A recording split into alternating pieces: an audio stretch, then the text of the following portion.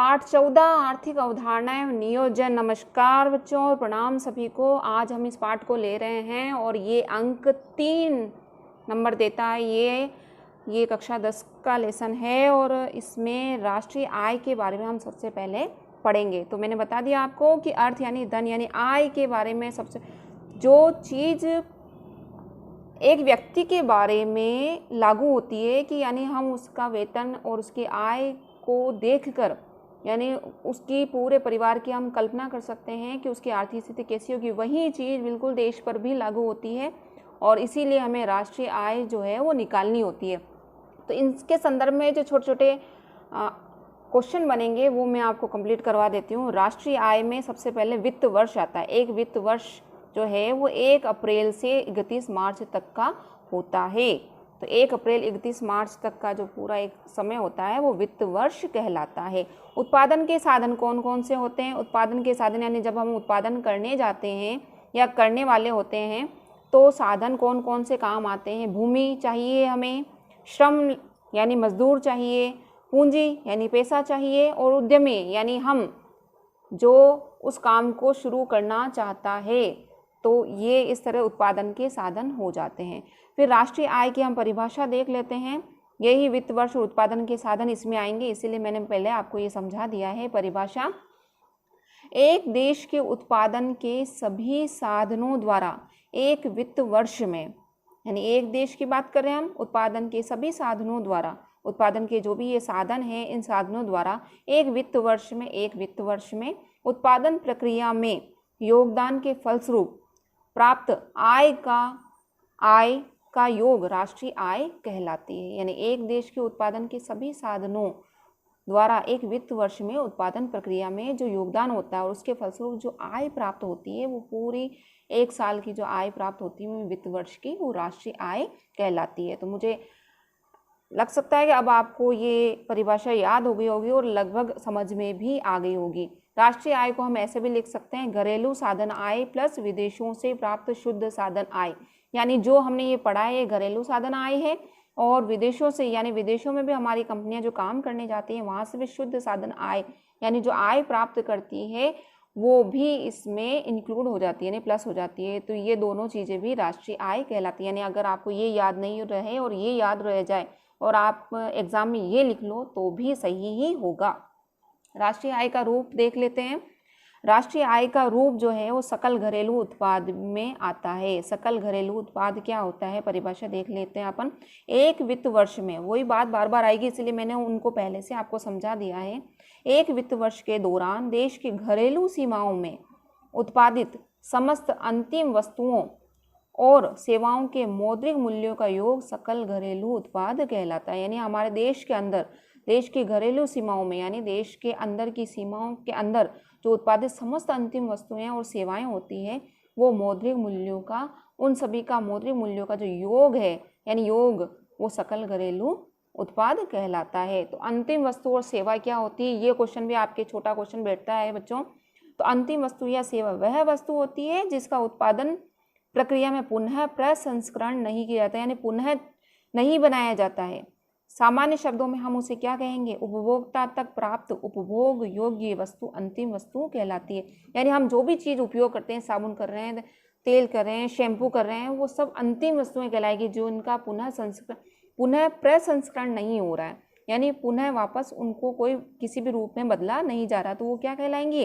अंतिम वस्तुएं कहलाएंगी। तो ये क्वेश्चन पहले आया हुआ भी है इसीलिए। और सेवा क्या कहलाती है बच्चों? दो तरह से कमाते हैं हम।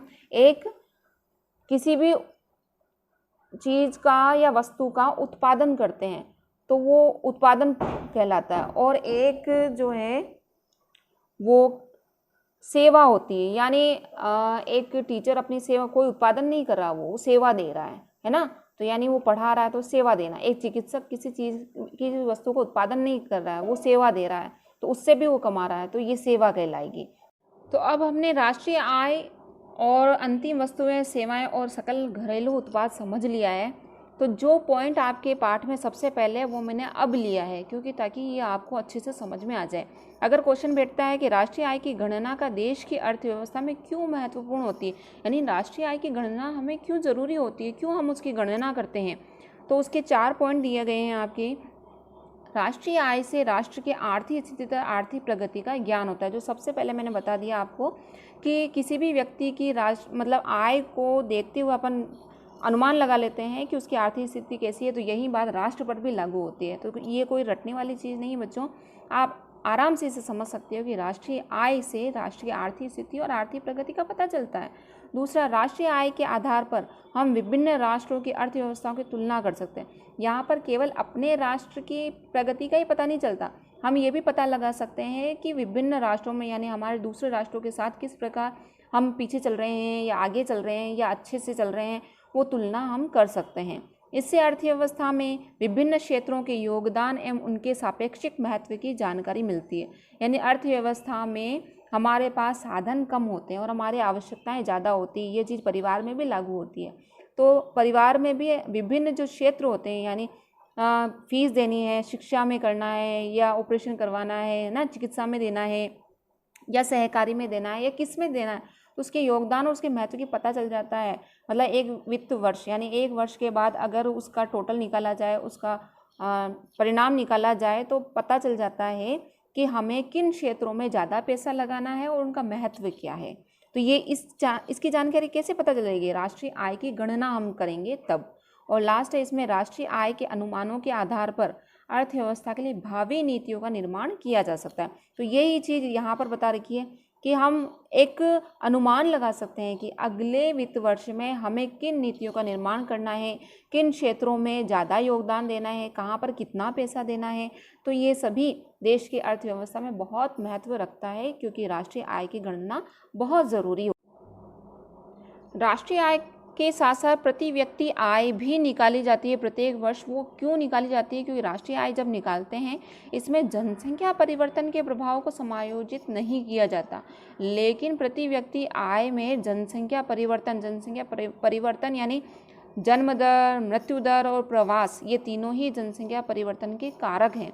यानी अधिक जन्म ले रहे हैं या मृत्यु हो रही है या लोग इधर से उधर जा रहे हैं, प्रवास कर रहे हैं, तो वो परिवर्तन का जो प्रभाव है वो प्रति व्यक्ति आय में हो जाता है। तो प्रति व्यक्ति आय बराबर राष्ट्रीय आय बटावा जनसंख्या, इस प्रकार से निकाल सकते हैं। अगर छोटा, वैसे छोटा ही क्वेश्चन आता है, लेकिन फिर भी अगर ये क्वेश्चन आ जाए कि राष्ट्रीय आय निकालते हम प्रति व्यक्ति आय क्यों निकाल रहे हैं, क्योंकि जनसंख्या परिवर्तन के प्रभाव को भी इसमें समायोजित करना होता है।